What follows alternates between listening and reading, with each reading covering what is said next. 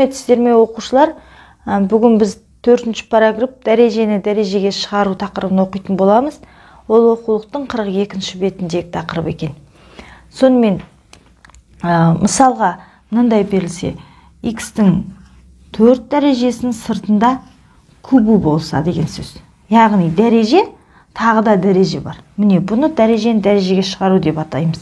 Яғни өзіміз білетін тәсіл бойынша, яғни x-тің 4-нен 3 рет кездеседі. x-тің 4 дәрежесі көбейту, x-тің 4 дәрежесі, тағы да x-тің 4 дәрежесі. 3 рет бөлек жазуға болады. Одан кейін әр біреуін ашуға болады. Сонда ол x-тің көбейту x, көбейту x, көбейту x деп, мына жердегі мынау 4-еу, мына 4-еу. Одан кейін мына 4-еу көбейту деп, x көбейту x, көбейту x, тағы да x. Сонда мына 4-еу бар. Тағы да. Бұл соңғы 4-еу. Яғни соңындағы x-тің 4 дәрежесін береді. Міне. Сонда бәрі болады x-тің 12 дәрежесі болады. Енді есептің басы мен аяғына қарайық. X-тің 4 дәрежесін кубтағанда ол x-тің 12 дәрежесі шықты. Яғни 4 дәрежеден ол 3 рет көбейтіліп, 3 рет 4 дәрежеден бар. Сонда біз 12. Енді осыны не істеуге болады? Осыны енді бір ортақ ереже шығаруға болады. Яғни кез келген a санының m дәрежесін n дәрежелейтін болсақ, яғни дәрежені дәрежеге шығарсақ, ол дәрежелер өзара көбейтіледі. 3-ке 4-ті көбейттік, 12 шықты деген сияқты. Бұл бізде формуламыз болады. Дәрежені дәрежеге шығару. Яғни дәрежелер өзара бір-бірімен көбейтілетін болады екен. Енді есептер қарастырайық. Мысалға, бірінші есеп. B-ның 17 дәрежесі сыртында 5 дәреже болса. Онда жаңағы айтқанымыздай дәреже көбейтіледі. 17 көбейту 5 деп жазамыз да, ары қарай B-ның 50, 5, 35, 85 дәрежесі болады. Тағы да екіншісі.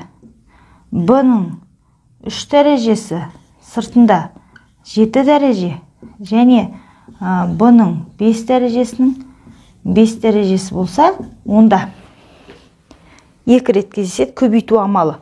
Онда алдымен бірінші дәрежені дәрежеге шығарып аламыз. Яғни мына дәрежелерді жақшалардан құтылу керекпіз. Біріншісі B-ның 3-ке 7-ні көбейтеміз, 21 дәрежесі болады. Көбейту, B-ның 5-ке 5-ті көбейтеміз, ол B-ның 25 дәрежесі болады. Ары қарай естейміз, негіздері бірдей дәрежелерді біз көбейту үшін оның дәреже көрсеткіштерін қосатымыз. Сонда B 21 қосу 25. B негізі өзгеріссіз қалады, қосқанда 46 дәреже. Міне, осылай есеп аяқтайды. Үшінші есепте алған мысалым, ол берілген дәрежені квадрат дәрежеге шығар дейді. Яғни бірінші 6 дәрежеді, онда не істейміз? 6 деген 2 мен 3-тің көбейтіндісі. Сондықтан a-ның 3 дәрежесінің квадраты деп квадратқа шығаруға болады. Сол сияқты 72-ді квадратқа қалай шығарамыз? Z 72, 36 мен 2-нің көбейтіндісі, сондықтан Z-тің 36 дәрежесінің квадраты деп осылай квадратқа шығаруға болады. Кубта десе 3-ке бөлінетін сан қылып кубтауға да болады. Ары қарай 4-ші есеп, осы есепті ықшамдау керек, немесе ары қарай есептеу керек болса, бұл есепті. Онда не істейміз? Жай бөлшек сызығын сызбалайын. Алдымен осы жерде қысқаратын сандар бар ма? Қарастырайық. 32 мен 24 қысқарады. Екеуі де 8-ге, мұнда 3 қалады, мұнда 4 қалады. Минус 4 қалады. Және асты үстінде с-ның дәрежелері бар екен. Оны да қысқартуға болады. С-ның кіші дәрежесі толығымен кетеді, үлкен дәрежесінен азайтамыз. Сонда 2 дәреже қалады. 15-тен 13-ті азайтқанда. Ары қарай D дәрежені дәрежеге шығарып алу керек болады екен. Онда біз соны істейік. Бірінші қысқартқанын жазып қой. Минус 4 қалды. С-ның 2 дәрежесі қалды. Ал D-ның 4-ке 5-ті көбейтеміз, 20 дәрежесі болады. бөлімінде 3 қалды, с қалмады ештеме, д-ның 17 дәрежесі деп жазып алам. Ары қарай. Енді жаңағы д-ларды көрейік. Д-ның 17 дәрежесі, кіші дәрежесі толығымен кетеді, ал көп дәрежесінен жаңағы 17-ні 20-дан азайтамыз, 3 қалады. Өйткені бұл жерде бөлшек деген бөлу амалы. Білеміз, дәрежеде негіздер бірдей дәрежелерді бөлгенде дәреже көрсеткіштері азайтылады. Сонда мына жерде 20-дан 17 азайтылып 3 қалды деген сөз. Бірден қысқартып кетуге болады осылай. Содан кейін ары қарай қалған сандарды жазып жүреміз. Теріс сан минус қалды, 3-тен 4, с-ның квадраты, д-ның 3 дәрежесі қалады. Енді 5-ші есепті қарайық. 5-ші есепте алдымен дәрежені дәрежеге шығарып алайық. 40-қа 3-ті көбейтеміз, 120. 2-ның 120 дәрежесі. Көбейту. 12-ке 5-ті көбейтеміз, 50, 2, 60. 2-ның 60 дәрежесі. Астында 2-ның 90 дәрежесі көбейтілгенде, тағы да 2-ның 44 дәрежесі. Міне, осы жерді бөліп қойын. 4-ші есеп.